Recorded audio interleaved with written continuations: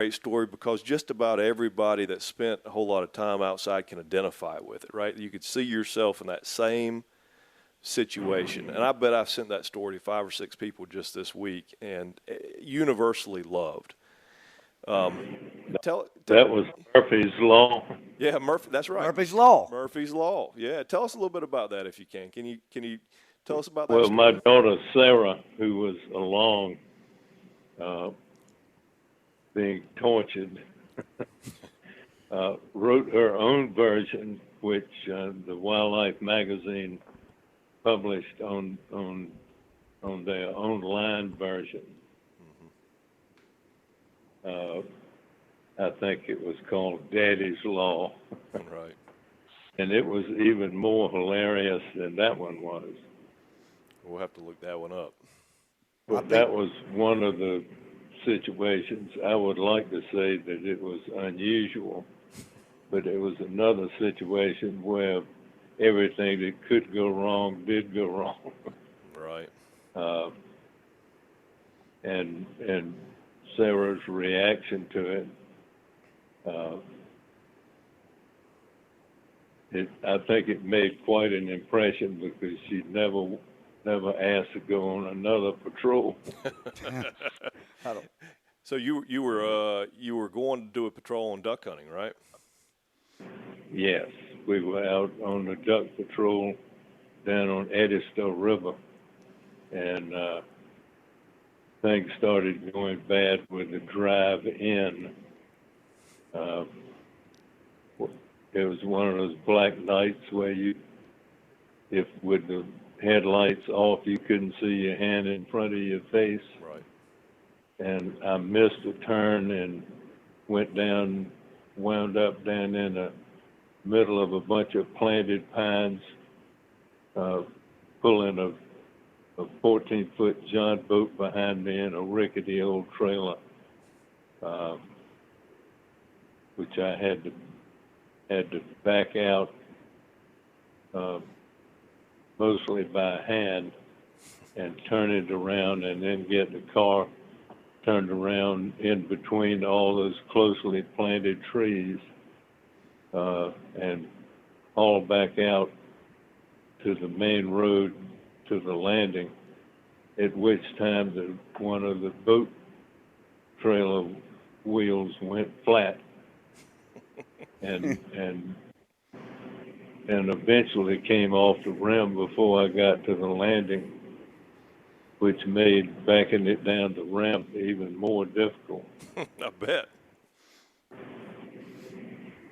And then I was so discombobulated by that, I had forgotten in the process of backing the boat down to put the plug in. Oh, man. In the boat, and it sat there while I was getting everything straight and filled up with water, and I had to get in the boat and run all the water out of it. Right. And you do that by pulling the plug and throwing the boat in gear as fast as you can. For those people that don't do this very often, you pull the plug traditionally and you run the boat up as high RPM as you can. Try to plane it off until the water runs out of the back of the boat, at which point in time you got to stick the plug back in before the boat comes off plane. Otherwise, all the water runs back into it, right? That's correct. So you got to have about 4 hands to do it. Had been there a few times. Oh, yeah. I'm very familiar with the process. Yep. Okay, so the boat sank, or just about sank, and you had to run the water out of it. All right, so what happens next? Well, I pulled back up at the landing to drive the car out, and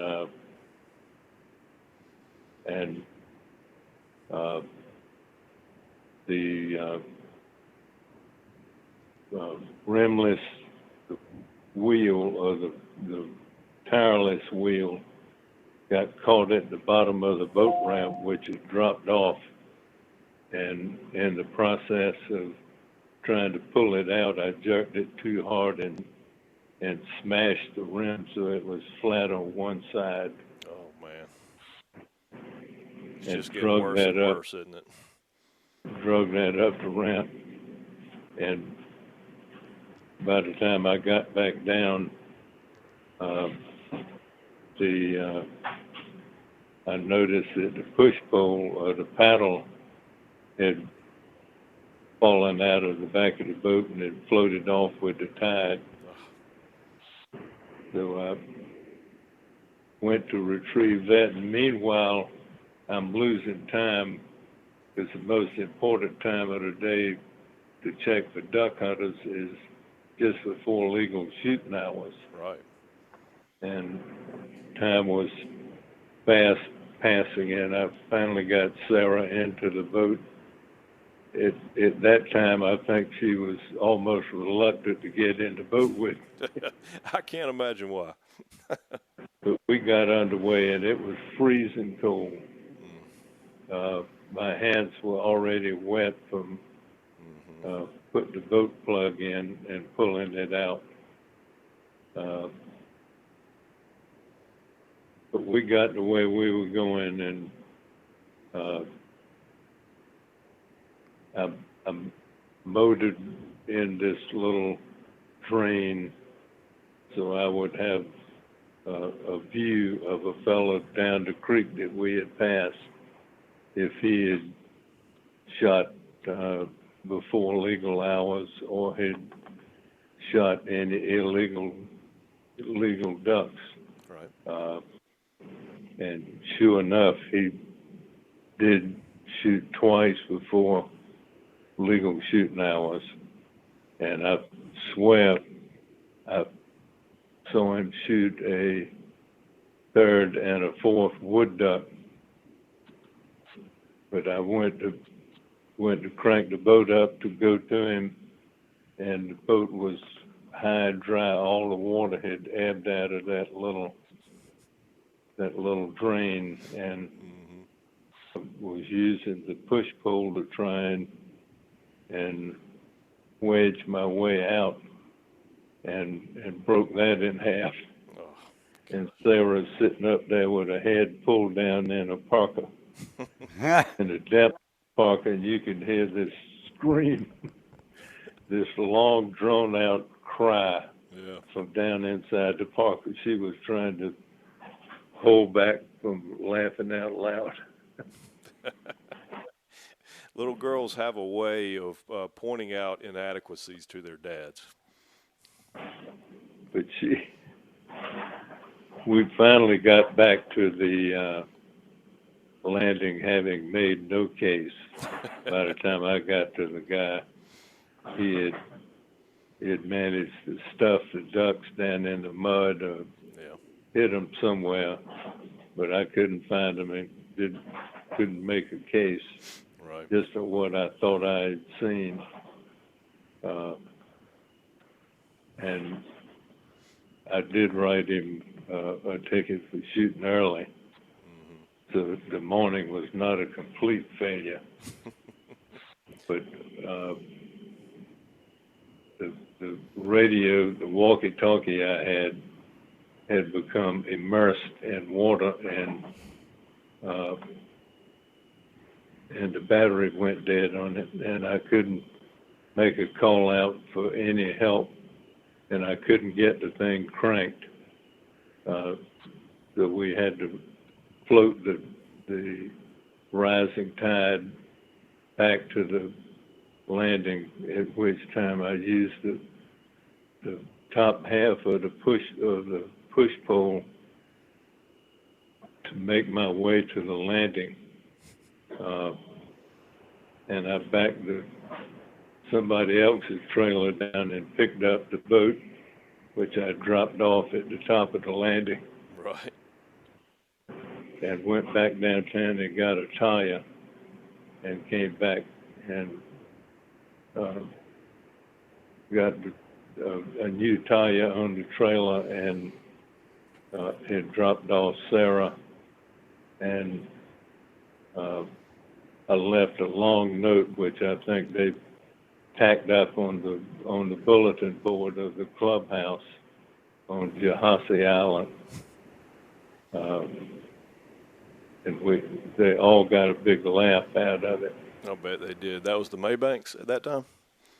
Yeah, and I wasn't laughing. I bet you weren't. Yeah. I bet you weren't. I know a lot of the Maybanks, and I can imagine. I can imagine the laughs that morning. Well, Ben, you have the perspective of Tom on your side, and having that perspective and spent a lifetime in the outdoor law enforcement world. How do you think we're doing? I mean, do you think conservation wise, let's talk about that. Are we on the right path? Are we on the wrong path? Why? I mean, where are we in this pendulum of doing good or doing bad? Well, I think South Carolina is way ahead of the curve. We've got enlightened laws. We've got well-trained law enforcement officers, game wardens. They're a lot better equipped and more knowledgeable than I was when I came on. And you read about some of the cases that they are making now and are no less hair-raising than when I was making them when I was on. And I think we're in a good spot in South Carolina, albeit with a dwindling number of hunters and fishermen. Yeah, let's talk about that for just a second, if we can. I struggle with this a little bit too. Horry and Charleston specifically. Georgetown's getting it a little bit too, but Horry, Georgetown, and Charleston have had huge influxes of, let's just call it migration from the Northeast. Okay, I mean, on an unprecedented scale. In fact, Horry County, largest growing county in the nation, or second largest growing county in the nation, with the number one municipality being Myrtle Beach, the number one fastest growing municipality in the nation. And so that puts a lot of pressure on infrastructure and natural resources because, I mean, typically, we may have, 40,000 South Carolinians fishing at any given time with fishing licenses, and every year that may be more and more, but those people are not the kind of people that we're used to in terms of their pursuit of the natural resources. They're more like weekend warriors at best. And I struggle with the idea of, encouraging people to get into the sport. That's my natural inclination, is to encourage people to get into the sport. I just think it's necessary for the long-term survival of hunting and fishing. But I struggle with the balance of knowing that we have this huge migration of people.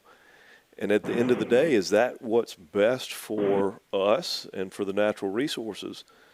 At the rate we're going, I don't know. It's just an internal struggle with myself. Do I encourage these people to get into fishing? Do I encourage these people to get into hunting? Because does that turn into another 100 people from New York and New Jersey and Pennsylvania who are going to go get a fishing license tomorrow or a hunting license tomorrow and start tackling our resources? And so it is a real internal struggle for me, and I'd just like to hear your perspective on that.